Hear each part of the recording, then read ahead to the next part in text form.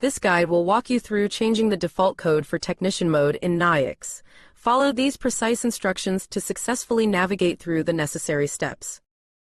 On the dashboard of your Nayax Core Management Suite, click on the Operations tab. Select the Machines tab from the drop-down menu. Type in the field your operator's name or machine ID in the search field. Click on Search once you are done. In the Hierarchy sidebar, locate your machine that you wish to change the technician default code for.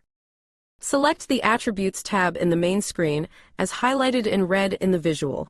Click on the Groups field to open the drop-down menu and scroll and select VPOS Touch. Scroll down and locate the attribute ID number 984 labeled Technician Code and click on the checkbox, as highlighted in red in the visual. Click the Save button to save your progress.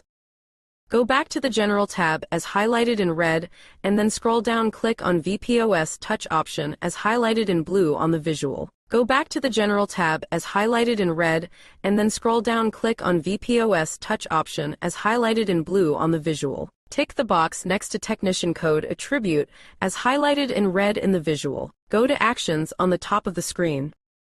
Click the Update Queue tab. Please note this change may cause your device to restart. Your progress has all been saved. We hope this guide was able to walk you through the process. We ask you to please help us help you by leaving feedback. Thanks for watching.